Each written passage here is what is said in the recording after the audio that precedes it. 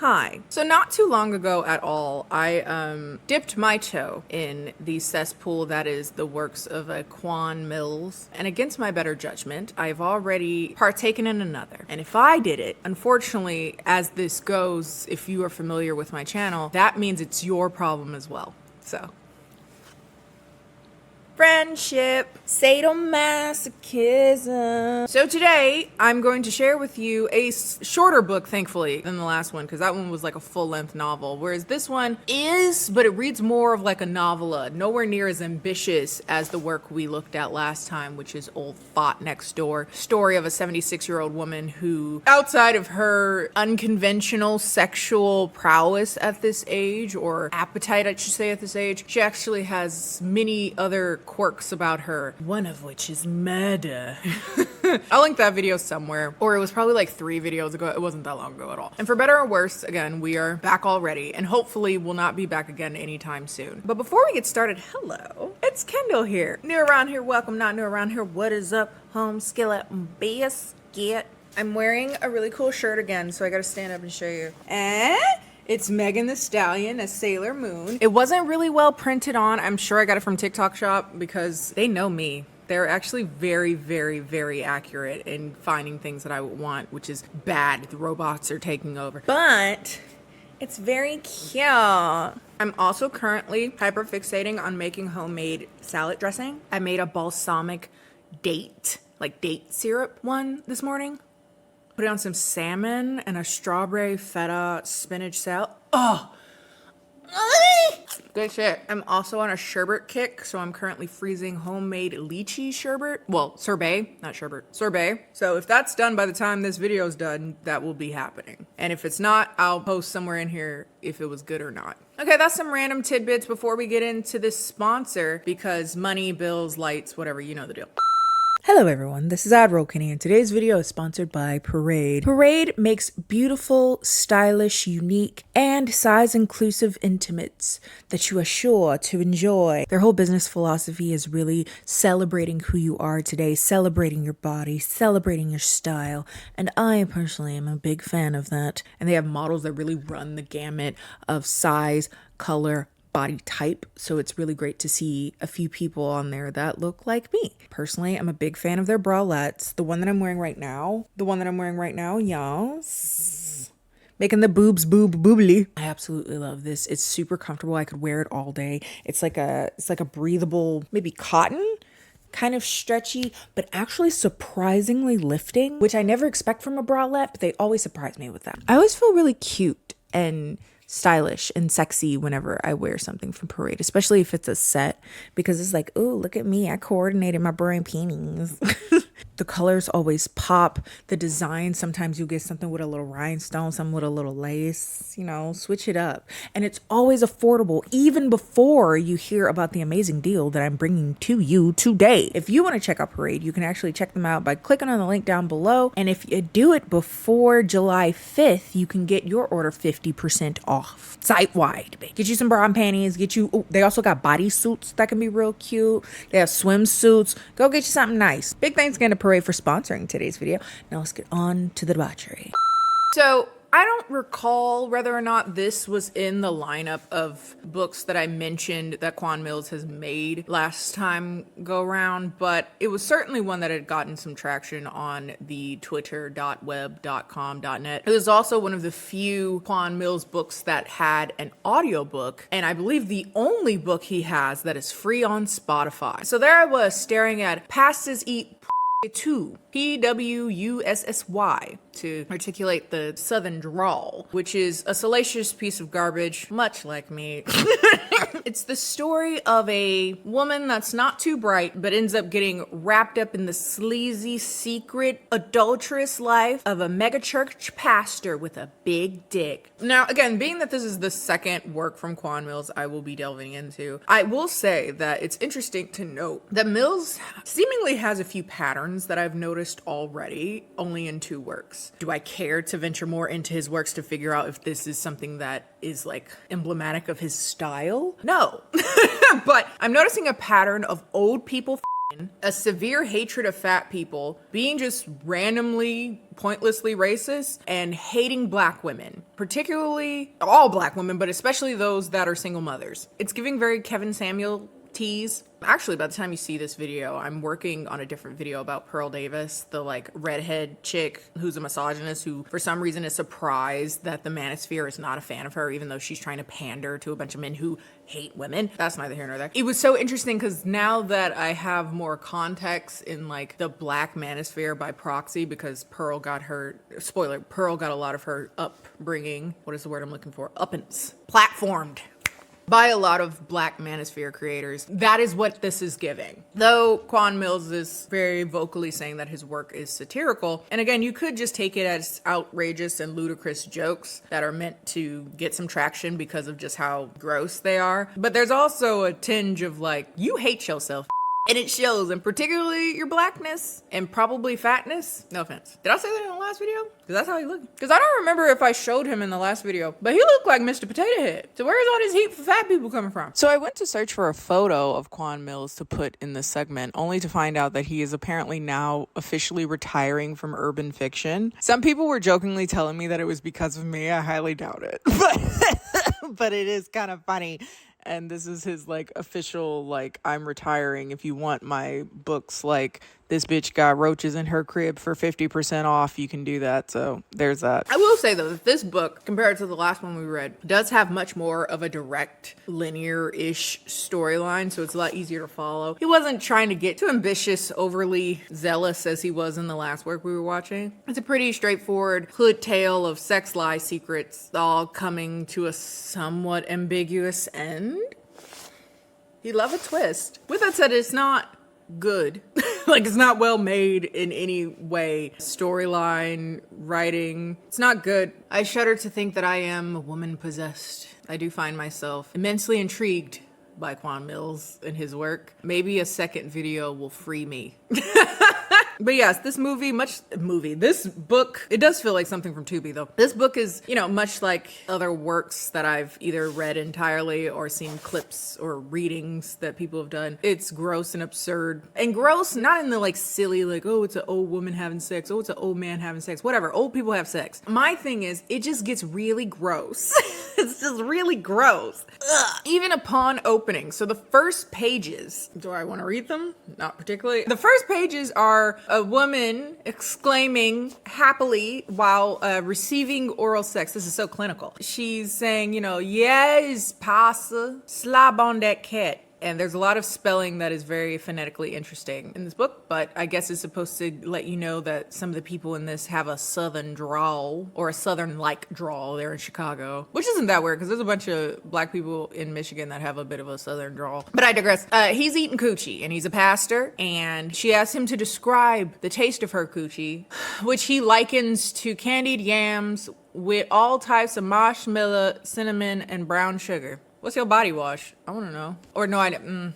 Sound like a yeast infection. Anyway, this is Pastor Wilson. He is a man in his 70s and married. He's a married pastor of a mega church, and he is engaging with our main character, Nunu. Her nickname is Nunu. Her real name is Nashonda or something. I don't give a f. They call her Nunu. And they meet because Nunu had actually met the pastor through volunteering at his church. So that's the preface. And then we're sent back to the events that led to the candied yam eaten. And within the first few pages, I'm about 30% through the book at this point, we have several out-of-pocket, questionable at best racial references to mealing at the nail shop and the Mexicans, Messicans, singing Selena Bitty Bitty Bong Bong, except for tonight I was gonna make a calm. Ew. Okay. Again, this is our main character, Nashana. Nunu Spearman, who was basically preparing to take on a sex work job. She's gonna have sex for money. And apparently she's a dancer, a stripper at a club, and she was approached by a man named Daryl several times, and she ends up accepting his proposal when he offers $5,000 to him and her friend Kiara so that they would both have sex with him. Now Kiara's a bit hesitant about the proposal, but Nunu's gung-ho. She's like, you so scary, girl. Just come on, get your money, blah, blah, blah. And though Kiara seems seems to have a reservation. She accompanies her all the same. Neither of them are particularly interested in Daryl sexually, mainly because of his weight. Again, those in glass houses. The way that QUAN MILLZ writes shows that shows how he feels about a lot of things, whether he admits it or not. Because only a self-hating man would write this. I was so turned off by his size. The had titties bigger than me. On my son, I swear this had titties the size of cantaloupe sitting on his chest. Had a belly so big you would have thought his ass was pregnant with triplets. Very colorful. And this is kind of how he speaks at length about people who don't do anything but be fat. Like, he seems to have very strong opinions about fatness, but okay. About a lot of things. Women, fatness, blackness. Whatever. It's giving Black Republican. It's giving, I don't know. But yes, for no reason at all, I would like to remind people what QUAN MILLZ looks like. I digress. Nunu is a bit disappointed because she would have preferred to do this job with a closer friend of hers who was more about that life. That friend's name is Jessica, but they're currently on the outs because they've been arguing over and essentially, Nunu had pushed up on her man. She at one point refers to him as community dick anyway, but that has, caused a chasm between the two of them, so she's going with Kiara instead. But again, Kiara's very hesitant, a bit scared to go about this considering, this is prostitution, is for all intents and purposes illegal. But it would seem that her hesitation was more of a premonition because lo and behold, Daryl is not just a guy who's interested in sleeping with him. He's an undercover cop. Apparently he's been working to bust prostitution rings that have been taking place in strip clubs around the area, and they had just gotten picked up in a bust. So they arrest them for prostitution and wire fraud because Nunu was going to accept the money through Cash App. So they both get arrested, placed on bond, but Kiara isn't able to pay out because she has a bunch of kids, so she has no money. She has 5 kids by 4 baby daddies, as Nunu is very wont to remind us as she speaks down to the woman who is in the exact same position as she is in the jail. But Kiara is able to get out by suggesting that Nunu is the master manipulator, the master planner. This seemingly results in Kiara being able to be let go, and Nunu is offered a plea deal in which she can forego an 8-year prison sentence if she simply does 300 hours of community service, doesn't work in a strip club anymore for 3 years, and has probation. After this, Nunu and Jessica make up because they decided they were too close of girls to fight over a man. Again, he was community dick. That can't end this wonderful friendship, which, as far as we can tell, is just based off of them saying bitch and boo boo with a clap. Anyway, just weird and gross to like it just seems like their friendship is just yelling at each other. Jessica screaming how she want to get her ate in public, particularly by an old man that seems to be paying her bills. We didn't need to know that, but okay. But her issues with the police system, the justice system, and her former friend now, Kiara, are only one of several issues that she has in her life. Mainly that she also is a single mother, so I don't know why she had so many opinions about the other girl. I guess because she had more baby daddies and more kids. I don't know. But she's also a single mother, but she doesn't take care of her kid because her kid is actually in the temporary custody of her mother. Her and her mother don't have a great relationship. Apparently, they had a falling out because the mama was a crackhead who found Jesus, who put down the crack and put up a cross. Who put down the crack and picked up a cross and then decided that she was better than Nunu because she was a stripper doing that heathen shit. And she's also mad at Nunu because she believes that her drinking and smoking during her pregnancy is why Darquavius, the son, has autism. Oh, okay. All right. Their final falling out was when Nunu loaned her mother $1,000 for a car, which she refused to pay back, saying that I shouldn't have to pay it back. I'm your mother. All the things that I've done for you, I shouldn't have to pay you back. That's not how motherhood works, by the way. You become a mother. It's your job to take care of the kid. Anyway, so when Darquavius gets hurt by falling down some stairs and ends up getting a mark, the grandma decides to tell the police that Nunu is an unfit mother, a stripper, doesn't take him to his speech pathologist classes, and so they take temporary custody, especially now that she has gone to prison for prostitution. But I will say, as you can imagine, because this book handles everything very sensitively, they really go about the revelation of the son's autism in the most sensitive way possible, because grandma is trying to get full custody of the son, and she says, quote, "I'm getting full custody over Darquavius, and by the way, once I do, I hope you know the state will be sending me a big old nice check to take care of him too. If you wasn't so busy popping pills and smoking that reefer, maybe he wouldn't be autistic." Very Christ-like of her. This was enough to start a physical fight between the two of them when Nunu launches at her mother, beating her ass, presumably off screen, off the page. I don't know how that works anyway. "My mama ran her mouth about how I was stripping. I wasn't taking Quay to speech therapy, wasn't doing this, wasn't doing that. Next thing you know, her ass had managed to convince a judge to give her temporary custody. So now she has been keeping my son. I was only allowed to see him once a week. Truth be told, I hadn't been visiting him." So Nunu beats her ass. It results in her getting picked up by the police again. As you can imagine, when she just left like 3 days ago, it's probably not the best look. And lucky for her mom doesn't press charges, considering she's already on thin ice. Apparently the confrontation started because Kiera's mom had reached out to Nunu's mom and said that it was all Nunu's fault and she would gotten Kiera in trouble. She's a good girl. She don't do stuff like that. So now she has to start her probation and specifically her community service. They give her some options and she decides to do her community service at Apostolic,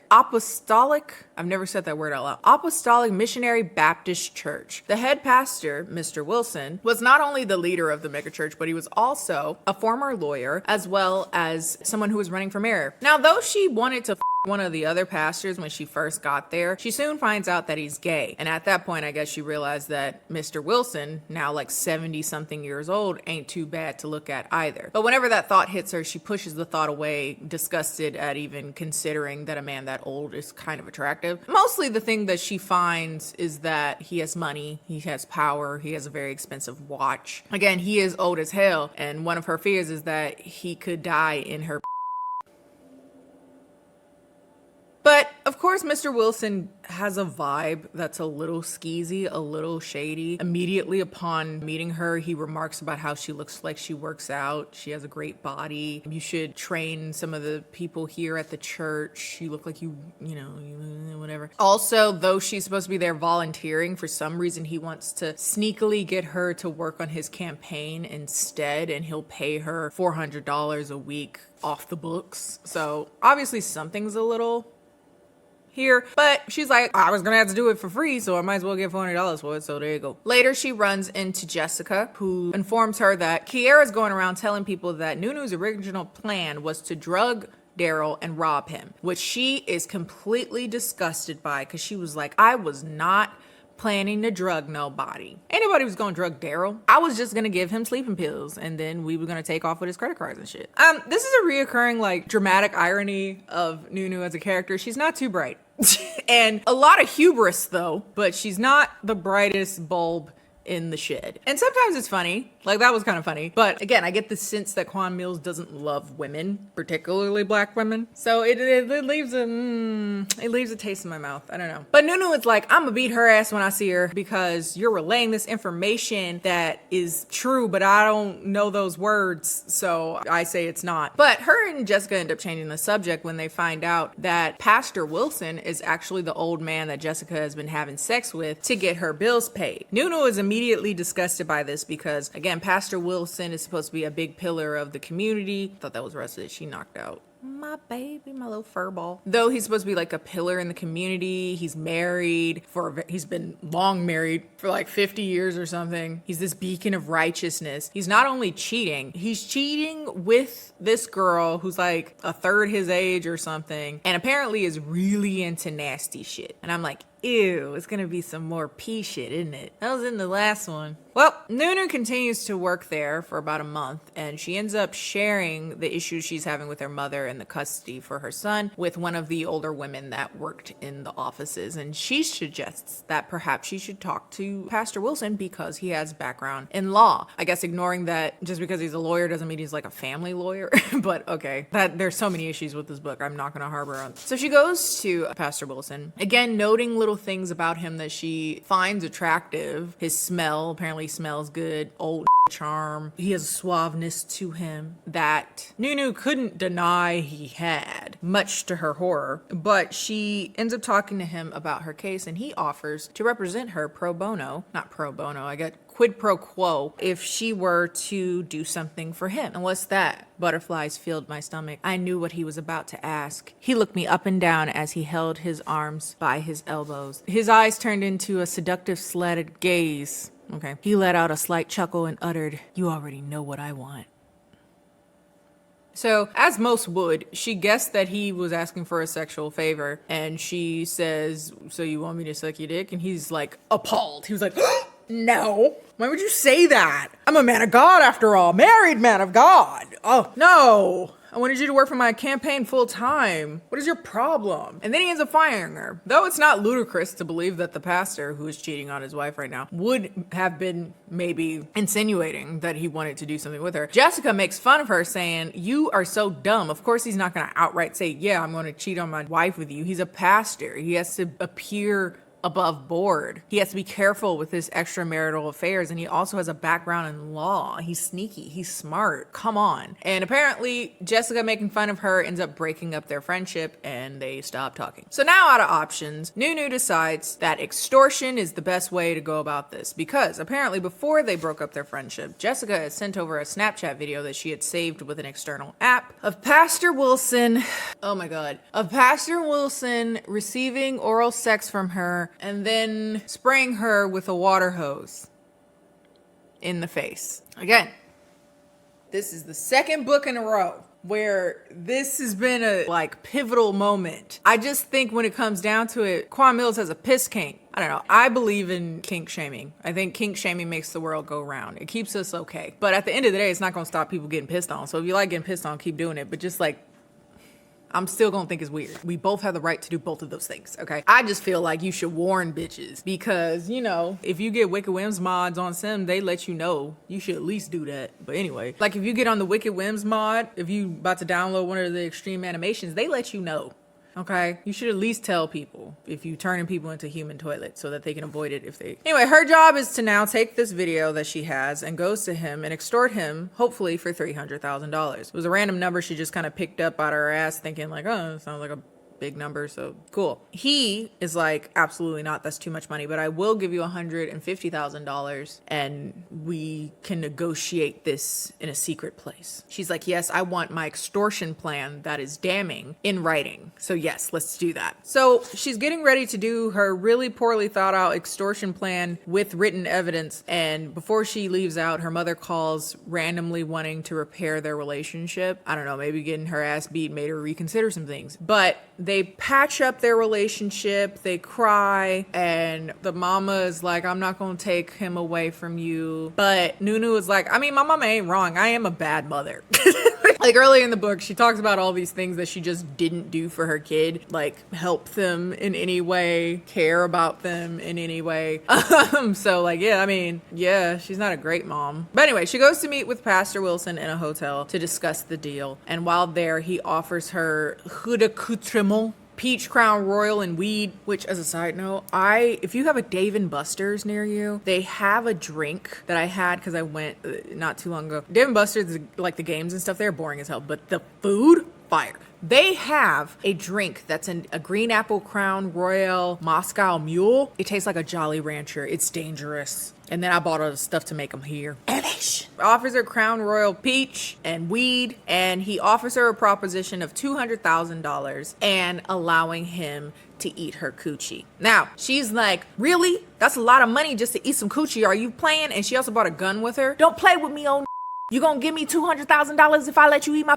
He like, yeah. And then she goes to shoot him when he comes closer, kind of calling her bluff, you ain't gonna shoot nobody. And she does pull the trigger several times only to realize her dumbass had not loaded the gun. So there's that. So now that we got that dramatic ending to a chapter out of the way, she's like, all right, pay me $200,000 and you can eat my coochie. Now, being that this is a QUAN MILLZ joint, it can't just be sex, right? It has to be something extra. It has to be something gross. And, you know, a little degenerate razzle dazzle. So right before they do this, Nunu realizes that she is on her period. I want to die. She realizes that she is on her period, and he's like, I don't care. I'm a vampire, essentially. And so now we're forced to retcon the opening of the book when her getting head with the now new knowledge that yeah, again, I believe in kink shaming, but people gonna do what they want to do anyway. But I also have the right to say that gross. Anyway, they end up having sex, making sure, you know, to fit in the title of the book within its pages. Yeah, he was supposed to be a preacher, a man of God. But guess what? Pastors are men. Pastors need too. Pastors eat. Why is it a cat? Oh my God. Within a few moments after the sex, they end up arguing again. He calls her a two-time and low-life welfare recipient, simple-minded ghetto bitch. That was just, it just kept going. And I was like, oh, okay. But eventually they end up signing the contract anyway. And just at that moment, knock at the door. Like deja vu, here comes Daryl saying, damn, again? He's like, yeah, we're gonna arrest you again. Presumably for prostitution again, because she's trying to get paid $300,000 to get her and extortion. Pastor Wilson was wearing a wire and working with the cops to catch a random woman. I don't know, I guess he had gone to the cops saying someone was trying to extort him. I'm sure that would not be a problem that he ended up having sex with her anyway, soliciting a prostitute. Is that not if you were having sex with the presumption that you were paying money for it and then don't pay them? That was non-consensual. I highly doubt informants can just for money as long as they get the perp or whatever. This is so stupid. I hate it. This is so stupid. This is dumb, and I hate QUAN MILLZ so much. I hate that nigga. Like, I hate that. I hate that. No, you hated that. I hate that. I hate that. I have always hated that. But the book doesn't end there. Nunu gets locked up for 8 to 15 years, particularly for how big of a number she was trying to extort from him. And while she's in prison, she ends up getting sick and passing out, which results in her going to the doctor, which is where they find out that she is pregnant and has HIV. Rough day. A week after the diagnosis, she had been trying to reach her mother to let her know what all this is. And this is where she comes in for visitations, and she tells her mother, I got pregnant by Pastor Wilson. Apparently Nunu's mama knew Pastor Wilson because she used to go to his church for a while back. So she seems to be completely stricken by this information. Like, oh, a man of God was around on his wife. Not only that, my baby, but this is a QUAN MILLZ joint, yeah? So mama ends up saying, you ain't need to get no DNA test for the baby. And then mouths 4 words afterwards to Nunu. He's what? Yes.